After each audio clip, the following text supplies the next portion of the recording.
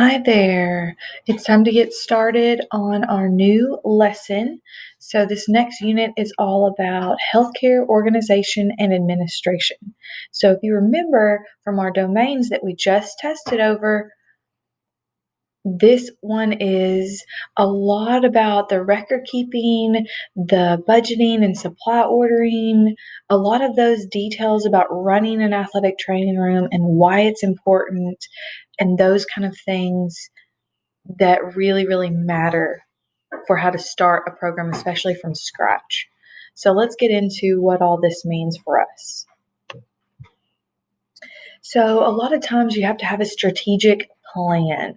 These are very important. You hear big corporations, schools, lots of different organizations talking about their strategic plan. The point of that is that we've got to determine why there is a need for a program. What are our goals? So, with an athletic training room, our goals might be to prevent more injuries from happening. They might be that we need to expand and create new places for students to go. So, like sports medicine students, they might be that we need to rehab a whole bunch of athletes that have torn their ACLs or had dislocated shoulders. Whatever the goals may be, we need to determine them and set those. And then from there, it's a decision of administrators. They're going to determine the extent of healthcare program in the athletic training field. Then we're going to make mission and vision statements. Those can be kind of difficult. We're going to get into a little bit more about exactly how to do those as we go. But genuinely, a mission statement is exactly that. If you had to put into one big sentence what the goal of this athletic training program would be, what is it? Now, as far as the strategic plans go, they have to include our administrators. So in our school scenario, that would mean deans, principals, assistant principals, superintendent, all the administrators that are involved. That's also going to be involved with team doctors, if you have any of those available. The student athletes, the coaches themselves, the trainers, the parents, maybe even the school board and the school board members. We're going to involve a lot of different people in helping to develop that plan. The more points of view that we have coming in on the plan, the better it's going to be.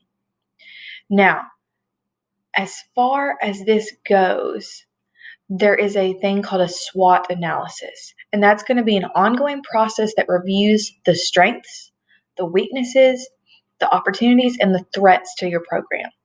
Now, think about why this might be an important thing. Why would we need to know all of those differences and why they matter? Well, a program can't get any stronger if we don't know what our weaknesses are. We can't expand into offering physical therapy on site if we don't know that there's an opportunity for that. So it has to have these things evaluated. You also have to evaluate, is it cost effective? So basically that means is the money I'm putting into it, am I going to get that in return? Or am I going to get more than that? Or am I going to get less than that? Is it cost effective for us to do this?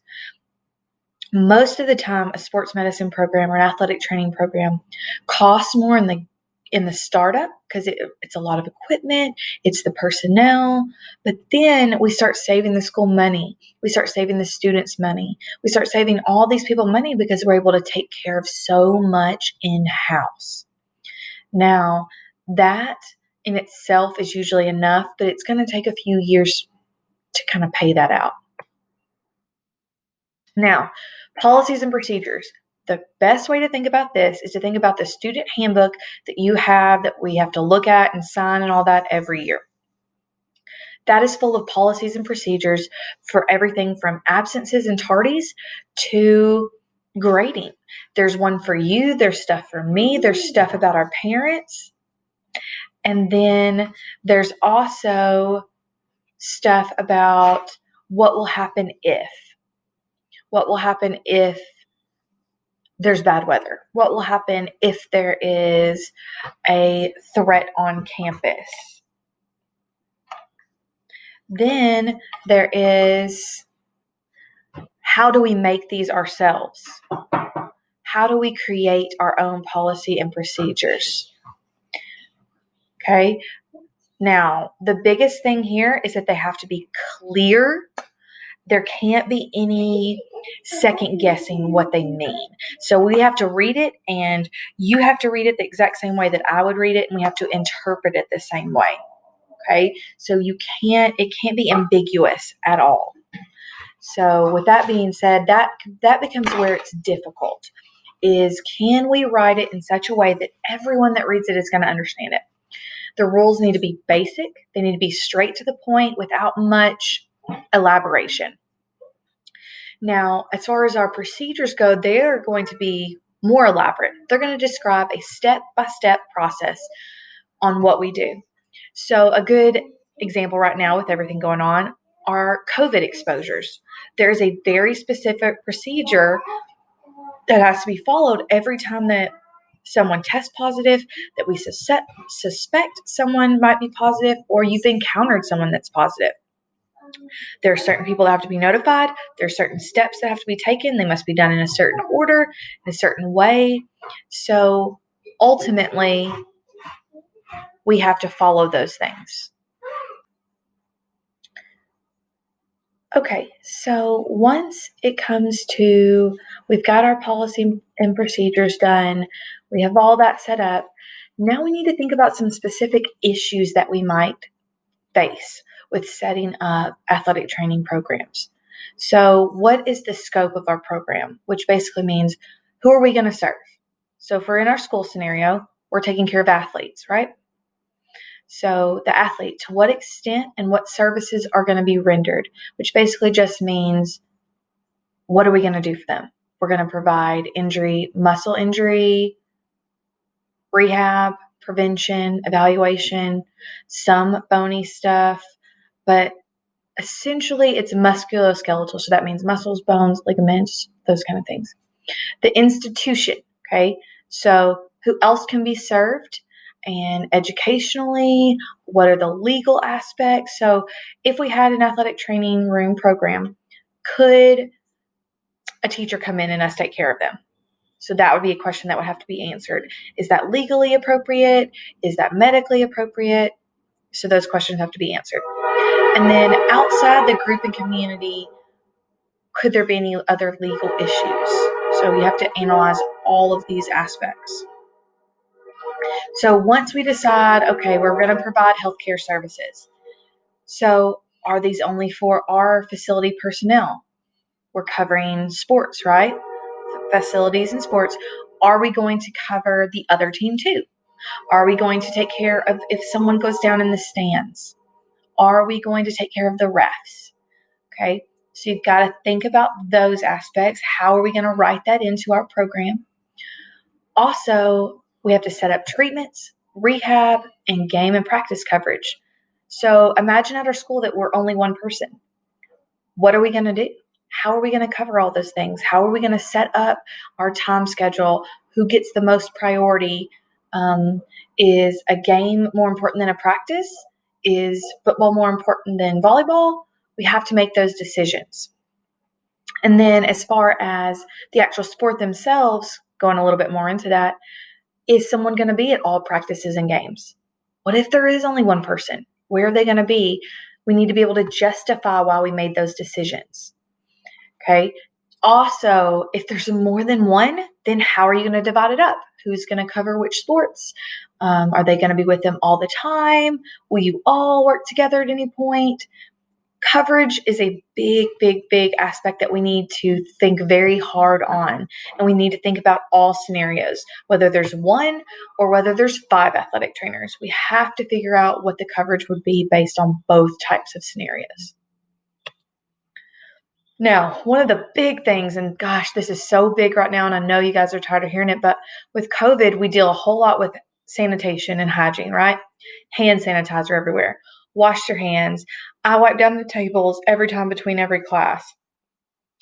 We have to be that clean all the time in the athletic training room. We never get to take a break because that's how very serious infections and things like staph. Most of you have heard of that.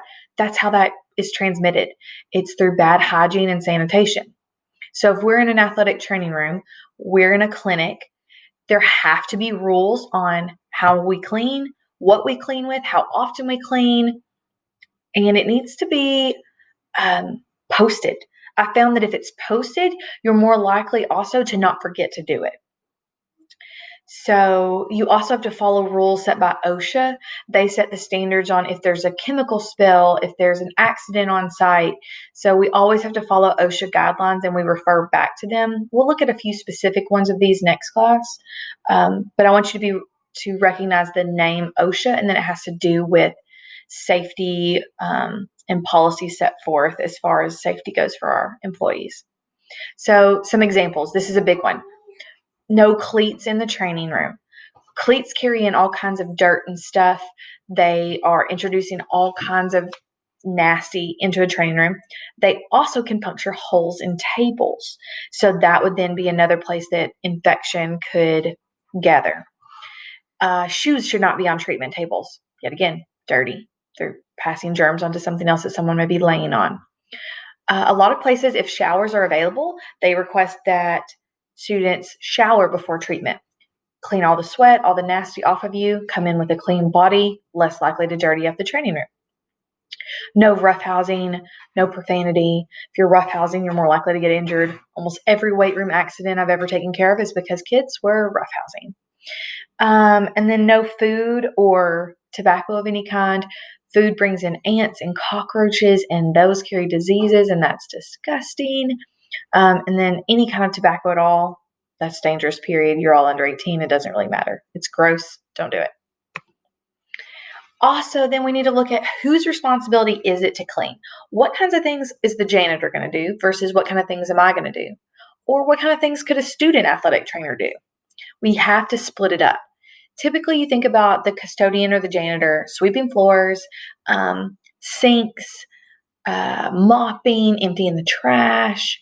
However, we, the athletic training staff, we're cleaning the treatment tables.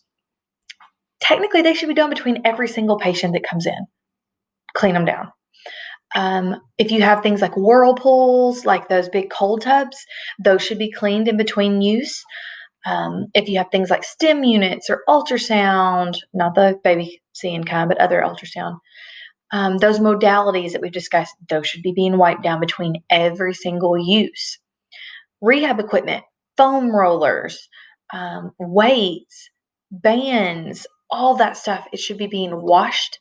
Well, not really washed, wiped down with disinfecting every single time it's used. However, I'd say that sometimes things get busy and sometimes people forget. However, I believe that this is one of those things that athletes can help out with.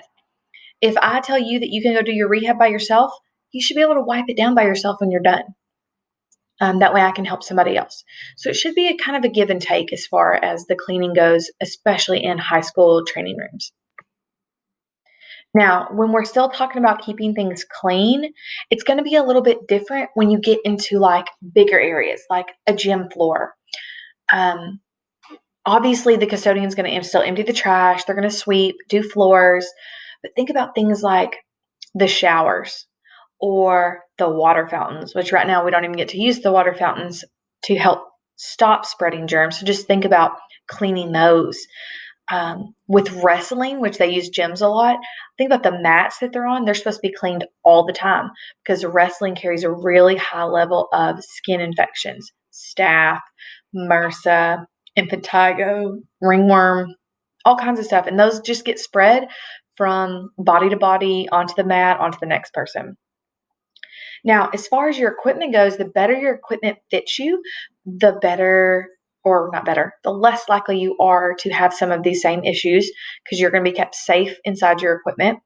However, equipment should be wiped down. You can't wash shoulder pads, but you can wipe them down. Think about how nasty they get inside there, how hot and sweaty and yucky they are. They need to be wiped down. Your clothes should be washed, and they should be washed frequently. That helps to keep down on all kinds of conditions being spread. I just think about how yucky football locker rooms get in the middle of the summer when it's 120 degrees outside and they've been practicing all day. It's gross. It needs to be cleaned. You also have to think about using the appropriate type of equipment depending on the weather. So are we in sleeves? Are we using headwear? Are we using the proper kinds of shoes? Those things cut down on bodily illness, okay? Getting the flu, getting frostbite if it were that severe. And then the other thing is that towels that are used, they should be cleaned daily and never reused. Never reused. Now, some of this falls on the athlete themselves. Some of this is your job to clean yourself, to get new clothes, to take showers, to just not be gross all the time. However, always keep in mind that not everybody has that same kind of home life that can do that. So we do not judge anyone that we think may have poor hygiene. We just offer solutions as to how to help them. This cuts down on injuries. It also cuts down on illness. Okay. So if you ever think that somebody on a team that you're with has struggles, has issue with this, don't ever take it to them directly. Let a trainer handle it. We can do it in a very nice way that won't scare people, won't freak people out, nothing along those lines.